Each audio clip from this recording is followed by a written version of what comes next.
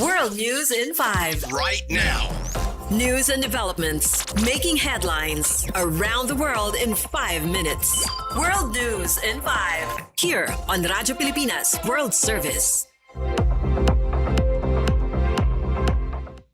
Good day to all of our listeners here on Radyo Pilipinas World Service. This is World News in 5 and I'm your host, Steph Vicente.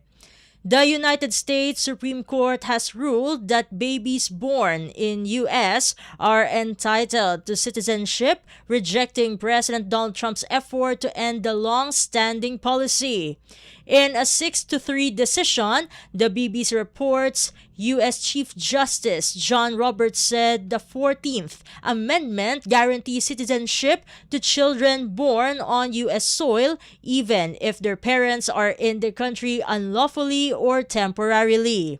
President Trump had argued that such children are not fully under U.S. jurisdiction and should not qualify for birthright citizenship. The ruling marks a significant setback for his immigration agenda and has been praised by civil rights advocates. In response, President Trump called the decision disappointing and urged Congress to pursue legislation to end the practice. 3 conservative justices dissented, arguing the Constitution was being misinterpreted and warning the decision could broaden citizenship beyond its original intent.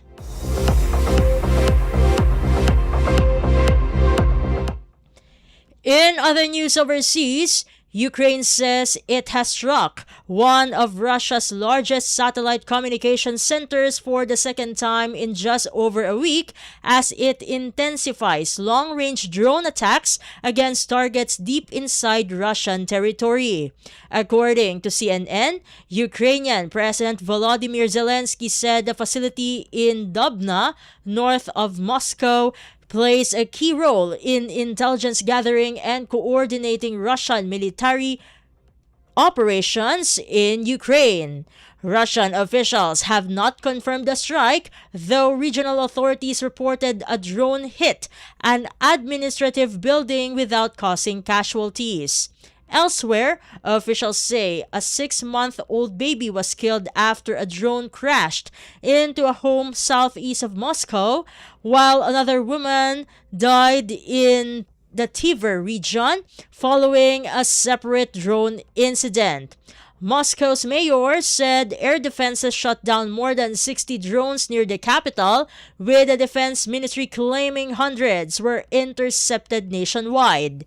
The escalation comes as Ukraine ramps up measures on the Kremlin aiming to push Russia toward ending the nearly 4-year war.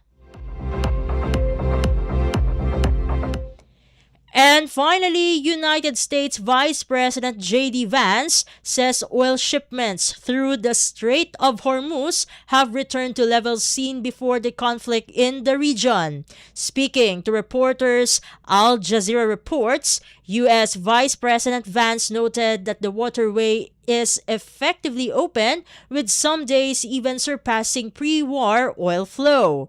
He said the increase signals that the global economy is gradually stabilizing, although recovery will take time. Vice President Vance also pointed to a noticeable drop in oil prices as supply improves. In addition, he cited ongoing diplomatic efforts, including agreements involving Lebanon, Israel, and Iran, aimed at maintaining territorial integrity and easing tensions. Officials say these developments could help support longer-term stability in the region. And that concludes today's edition of World News in 5. For Radyo Pilipinas World Service, this has been Steph Vicente. Good day and stay safe, everyone. World News in 5. Right now.